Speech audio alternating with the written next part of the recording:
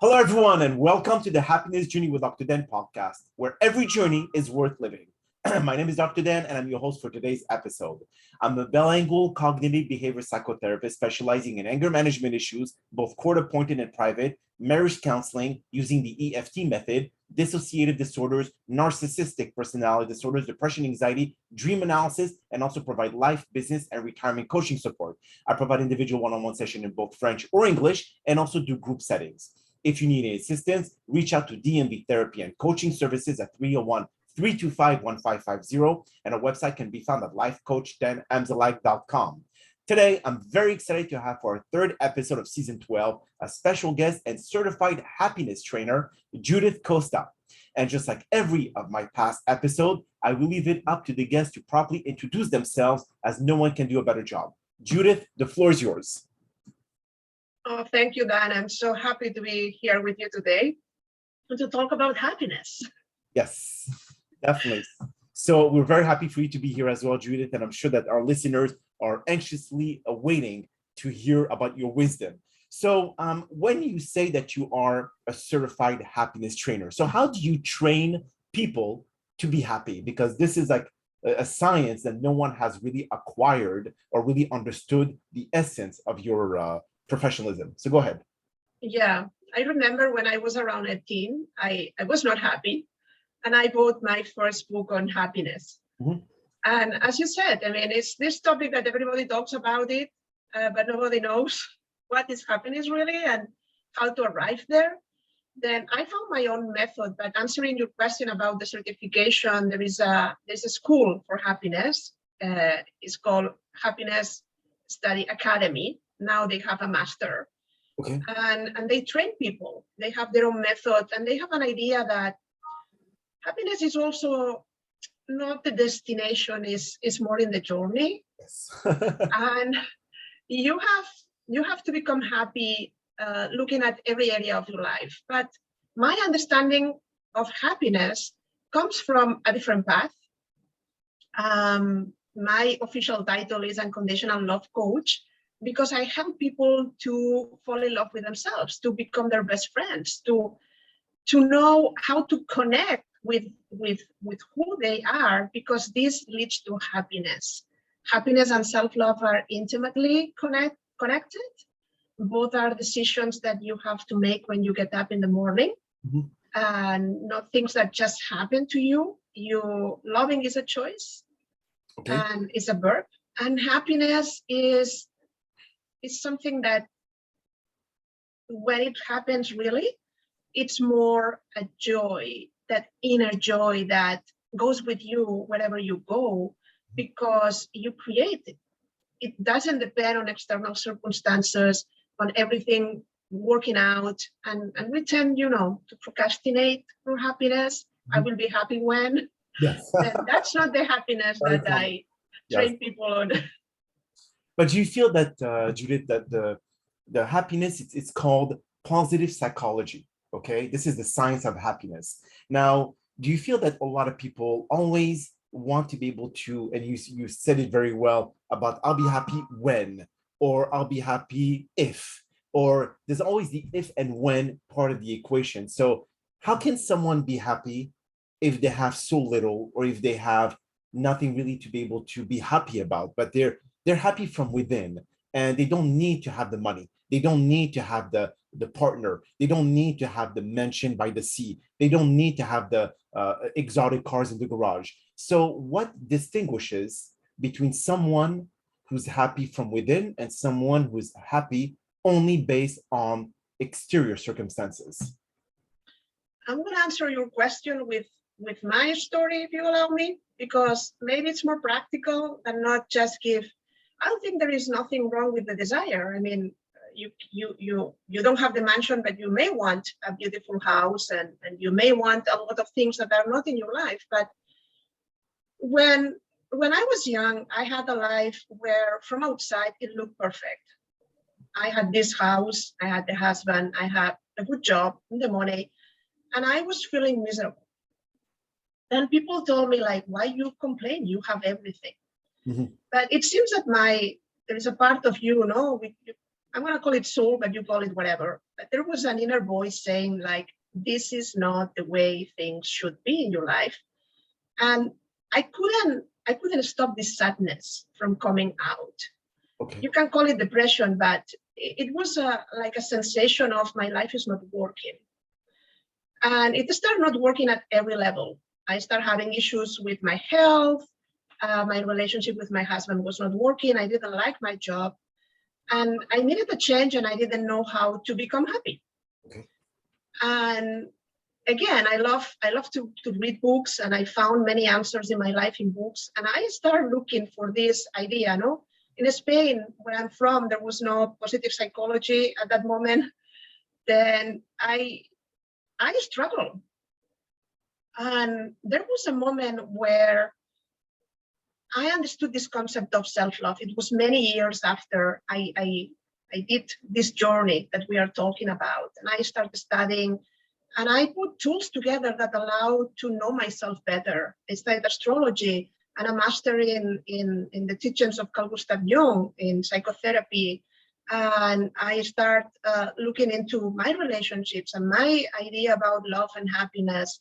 And all of this, after some time, give me the idea to not have this as a hobby, to become a certified life coach and move to the US. But life have some surprises in store for you. Then you think intellectually, I got it. Like I know now what it means to love yourself. And I know how to go with these challenges. And now that I have understood, I can be happy. Mm-hmm. And that's what happens when you got divorced.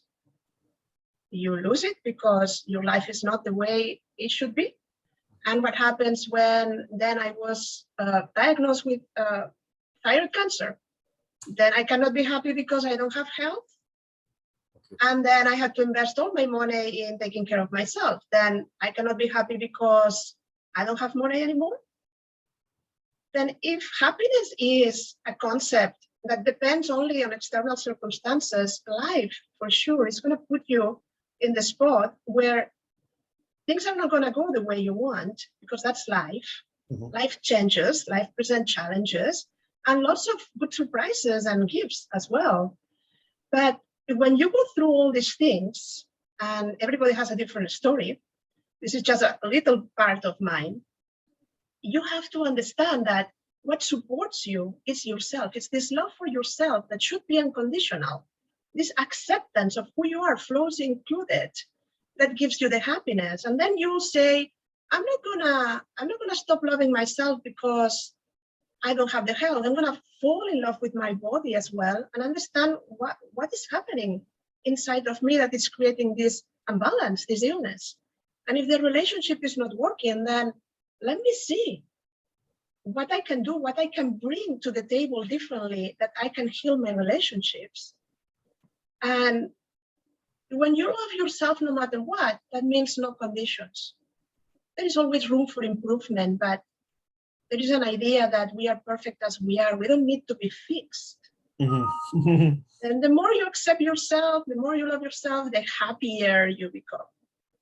But then where does it come where we all have some place in our life to improve, to become a better version of who we are? Because obviously, if we experience certain things in our lives that brought us into a certain condition where we feel we're not as good as we want to be, we're not, we have an anger problem, we're not making enough money, we're not making this, and we know that there's always room for improvement in that scenario.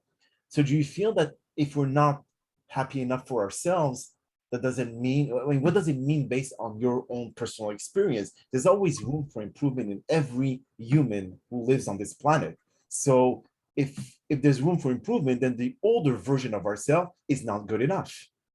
Oh, no, for sure, no. Okay. You're perfect since the moment you were born, and you will be until the moment you die. I am very analytical, and I was very perfectionist and self-pressure. I had a master. I knew how to do it perfectly. Okay. What happens is that you become your best enemy instead of your best friend. And we use all we have to criticize ourselves instead of appreciating what we have and creating more of that. Then when you go against yourself, it has consequences always. You create a stress creates balance, disease, that disconnection from yourself doesn't allow you to create the life you want. You cannot manifest because the energy that you need to manifest things in your life is not work harder, is this highest vibration that is called love. Then when I work with people, I help them understand, I show how it's possible that loving yourself is the solution to any problem you may have. And I have a lecture where I challenge people in the audience to tell me anything, a financial problem, a health problem, anything that is happening in your life, and I can solve it in terms of self-love. Because when you become really your best friend, you understand that, of course, there is room for improvement. But don't you think that through a divorce, cancer experience, healing relationships, I haven't become a best person than I was? I think I did. Okay. Then it's how you can love yourself through the situations to express this best version of yourself, but without putting yourself down. So the process that you are teaching others, now this is, again, your own personal experience that you've dealt with thyroid cancer and so on and so forth, but other people who are going through something similar or something even different about not understanding what self-love is all about. How do you train them to self-love themselves? Self-love is a big concept. Then if we have to summarize, I say sometimes in the conversation, is to become your best friend, just to treat you the way you treat those people you love. If you treat others the way you treat yourself, they're going to run away. Usually we are very critical with ourselves, but let's suppose that I had a bad interview and then I say, oh, Judith, you should prepare better. How is it possible that you still make these mistakes? And I start telling all these mean things to myself for the rest of the evening, maybe even tomorrow, thinking that I am bad. And if I tell you this, then you will say, Judith, don't worry, you're my friend. Then I'm sure you did better than you imagine. And it's not a big deal. Don't be upset with yourself. Then you are going to treat me with all the care, kindness, compassion that you are capable of. But when we talk with ourselves, we are like unkind, not compassionate, and very, very mean. Mm-hmm. But so if someone is so used to doing that, is there like a specific method that you use? Yeah, take your brain to the gym. You take your body to the gym, no? To be trained. Yes. Then nowadays we know perfectly because of neuroscience that the brain has plasticity, yes, and it can learn. What we are talking about are patterns of thought and behavior that have been installed there for a long time. But a belief system can be changed. Your thoughts are just opinions. You don't have to believe everything you think because it might not be true. Mm-hmm. You may say, you may say to yourself, like, I'm stupid. And in the eyes of someone else, you are so wise. Yeah. Or I'm ugly. And someone goes and falls in love with you the way you are because you are astonishing and unique and amazing. Mm-hmm. Then it's this inner critic that spoils the whole party here. Yes, yes. Self-critic is one of our worst enemy. But now when we see that people are born with so much negativity in their mind and everything in their life because of their childhood trauma or issues, they continue not having enough self-worth to be able to go on into their lives and so on and so forth. And they always, as you said, criticize themselves for everything they do. And they never really accept any positive remarks about them or any praises or anything of that sort. So is there something that you learned in the school or in the Happiness Academy where you can completely change their mindset, completely change their perception about themselves so they could start looking into themselves and say, you know what, I'm smart, I'm pretty, or I'm handsome, I am this or I am that, instead of thinking that I am not of that or I am not. Yeah, let me give people practical things to do. That would be great.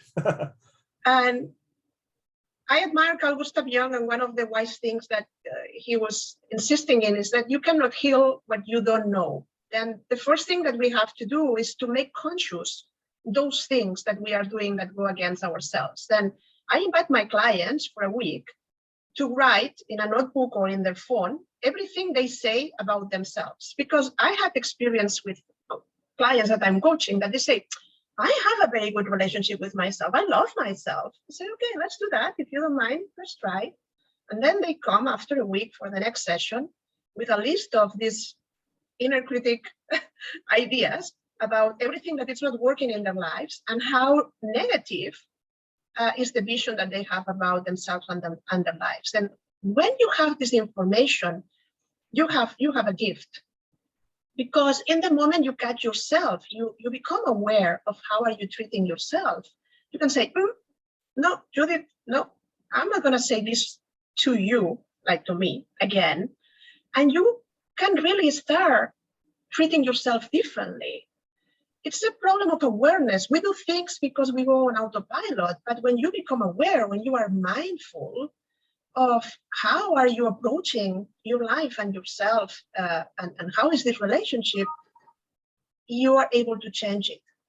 Then being able to change it is like in the radio. If I have a radio station in my car and they're playing rock, and I hate rock, it's too loud, or heavy metal, what I'm gonna do? I'm gonna change the radio station, no? Right. Then change the radio station of your mind and go to a station where they play more love songs, more happy songs, more uplifting songs. And you will see a big change just by doing that. There are many other tools like journaling, affirmations, mirror work. And when I teach people, I'm very flexible, I'm very practical in my approach. And I tell clients, here you have a pool of different tools. You choose. When you can work with me one-on-one in 1 hour session, in 1 day workshop on happiness, in 1 week retreat, in a weekend experience, then it all depends how fast you want to do this and how invested you are. Because some people, they do like this 1 day workshop on fall in love with yourself or happiness and fall in love with the body. They get it and they transform their lives just in 1 day. Because they have all the tools. It's about you putting it into practice. And some people need some help. Then they want to be coached. And some people prefer like an immersive experience where you go out of your busy life and you start practicing these things, and you do it in a group setting where you can learn from others, and not only from the teacher here or the trainer that is me. Then I think that it all depends on what you want to do, but the mindset is, for me, the key to the change into the behavior. It's like updating your computer. You have the same program all the time, but there is an update. And Yes. if you install the update, then the computer starts working better. Then that's what happens with happiness. Whatever area of your life you touch, spiritually, in terms of organization in your life, in terms of health, relationships, financial, mental, it reverts in the rest of the areas of your life as well. So basically changing the frequency of everything that you are experiencing at this moment. Then, but do you think, like, so obviously you understand and you practice the laws of attraction, where all the thought that you have will manifest into a reality that you perceive it to be? Because obviously, if you look at the sky, for example, Judith, and you tell me, no, the sky is orange. I tell you, no, the sky is blue. But then at a certain time of the day, when the sun starts setting, the sky may become orange. Yeah. So you do have the perception that is real to you. It may not be real to me. I may say, no, I still see it blue. It doesn't matter which way you look at it. But then again, everyone has their own definition to what happiness means to them particularly. So for you, you may say that I don't give a damn about money. I don't give a damn about the mansion by the ocean or the exotic cars, but that's you. So happiness is customizable among everyone that comes and are seeking that level of happiness. So it has to be kind of based on what do you see, what do you want in your life to be happy. So there's certain section in their life or certain category of their life, like relationship, they want to have a better marriage. They want to have a better, not better family, but their kids are not listening. So if their kids are starting to be able to change around their desire to be happy, then he may find, or he or she may find happiness. Yeah. So it will vary on many different, like financial, spiritually, physical. I agree with you, and it's totally true. I was thinking when you were speaking about the definition of success, it's the same, no? Not success doesn't have the same meaning for everyone. But the good thing about happiness is that it's a state of being. Yes. Then if we are all energy, energy is contagious as well. The happier you are, the happier everybody around you can be. Mm-hmm. And you can transform the world this way. And no matter what your definition of happiness is, and I have another workshop called How to Manifest Your Desires, where we talk about this. The happier you are, the more access you have to everything you want. Because the universe is not going to tell you, like, oh, here it is what you say you want. It's going to give you what you are. Correct. What you deserve, what you think you can have. Mm-hmm. Then there is a misunderstanding about the law of attraction and how it works, because people think if I say it many times and I just focus mentally there, but you have to feel it. If you don't feel it, if you don't have this state of being, nothing moves. The universe say, okay, send me the order whenever you're ready. Yeah. I'll be here to fulfill it. Mm-hmm. But again, it's also about action and belief, because you could sit on your butt watching Netflix and then you say, I want a Lamborghini in my garage. I want to, and repeat it 1,000 times. If you don't take action to make it happen, the universe is not going to meet you all the way to your thoughts. It's going to say, you know what? Meet me halfway, kind of thing. Action, but the right action. Okay. Because we tend to go after what we want, and the universe delivers. You don't have to really do much. And let me tell you a silly story to illustrate this. When I got married, we redecorated the whole house. Of course, we spent the money that we had, and I wanted the TV not only in the living room. I wanted the TV in my room. Okay. And I say, okay, I will have to save money, and maybe next month I'll have it. But I went to the shop and I look at the TV I wanted. That was long time ago. There was like this combo that you can put the video inside, you know, these big TVs and all of this. Yes. It was silver. It was so nice. And even it was before the euro, because it was in pesetas, the price. Okay. It was 59 something, almost 60,000. And then I was in a Sunday in summer, and we have a boat, and I had to go to find the mechanic because it was not starting. And then I start like walking in the harbor, and I saw a bill of 10,000. Say, wow, it was more or less like $60, $70 for people to understand. And then I keep walking, and I found two more than 30,000. Wow. Then I was started looking like there's a camera here, like someone is looking like it should be fake. It's not possible. No. I continue walking, three more, 60,000. Then that was a Sunday. Do you know what I did on Monday? You got the technician. I went and get the TV. Okay. Then I just did the right action. I just went and tell the universe exactly what I needed. And I thought I have to save. Then it all depends on the salary that I have in my job. And the universe, so intense was my desire, and I was not in the way, that the universe delivered money there was no wallet, there was nobody in the street. It was impossible to give it back to anyone and the money was there in front of me, exact amount of money I needed. Wow. So, but you never visualized that. So you have to. Yeah. I wanted the TV. I knew how I'm going to hang it. I was looking at it. I went to the shop. Even I went to the shop knowing that I don't have the money, but I want to know how much it's going to cost. Okay. Then I was visualizing about it. I take the right action that was like, okay, let me clarify the what. You have to know what you want. You have to tell the universe, this is my order. And I place my order in the moment I went to the shop and I say, this is the one I'm going to get.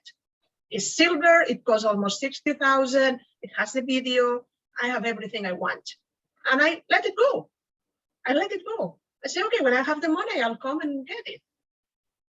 But so what happened in between, Judith? I mean, from the time that you relax. You what? You relax and you say, and you savor the waiting. You really savor the waiting, because if your order is on its way, let's suppose that you order a pizza, okay? You know it's going to be delivered in 30 minutes, but you trust that this is what is going to happen. Yes. You're not calling every 5 minutes like, are you putting my pizza in the oven? Are you sure you have the right address? Yes. Are you sure it's going to come okay? Are you sure I'm going to have dinner? Yes. No, you trust that for this half an hour that your pizza is going to be delicious and delivered into your home. Okay, so if there's so much so-called abundance out there, Judith, enough for everyone or every human in this planet to be able to live happy and comfortably, why is it so hard for people to wrap their mind around the laws of attraction, understanding what or how they can make an order to the universe about what they want, to be clear about their order, and then to just wait for it to happen? But the waiting part is what a lot of people feel that these laws are just BS. Because, well, I made sure that I wanted this, nothing came along, so what went wrong? What did I not do right that these things that I so wanted desperately didn't come to fruition? Okay, another story. I started my career helping people to find their soulmate. Okay. And after many workshops, I realized that the most important reason, among others, but the number one, was that people didn't love themselves. And I was teaching how to manifest your soulmate. Then I took the law of attraction applied to relationships. But it's a very, very difficult topic for a lot of people, because they have difficulties in relationships, they have been hurt, they have been abandoned, and there is a lot of drama in our ideas about love. And when you learn how to love yourself, that was my second workshop, then you understand how you can manifest love and everything in your life. Because love, again, is the highest vibration that exists in the universe. It's your power number one. But it's not the love romantic that we know. It's a vibration, means that is the energy that opens the doors. That is so true. Then that's the reason why I teach self-love, connected with happiness, connected with abundance, because it's the way. Yes, definitely. So for our listeners, Judith, how can they find you? The easy way will be to go to my website, judithmcosta.com. There is a contact form there with my email and my phone number. They can subscribe to the list, because I like to send you like free stuff and my blog and all of these things. And there are links to all the social media. I'm everywhere. You can see videos in YouTube, or I share quotes and very interesting and uplifting material. Beautiful. Then let's be in touch. Yes, absolutely. Well, listeners, you heard about where to find her, but also her information will be added into the description of this podcast. But on that note, that is all the time that we have for today's episode. I really appreciate you taking the time out of your very busy schedule to join us. And thank you again for participating and inspiring our many listeners with your incredible story. Now, we hope that you've all enjoyed today's episode. And I'm also very excited about the many upcoming guests that we have scheduled for season 12 of the Happiness Journey podcast, filled with inspirational stories, just like the one that you listened to today. Thank you. Yes. And lots of love to everyone. Thank you, Dan. Wisdom. Now, the real difficulty in self-love is combating the inner critic who goes against our own wishes by challenging our own beliefs. You know you're worthy of love, but the critic keeps reminding of the past pain that you can't let go of. Love yourself enough to set boundaries. Your time and energy are precious. You get to choose how you use it. You teach people how to treat you by deciding what you will and won't accept. We have the need to be accepted and to be loved by others, but we cannot accept and love ourselves. The more self-love we have, the less we will experience self-abuse. Self-abuse comes from self-rejection, and self-rejection comes from having an image of what it means to be perfect and never measuring up to that ideal. Self-love is necessary to a functional and successful life. My name is Dr. Dan Amzalag, and you may all keep pursuing your amazing journey in life.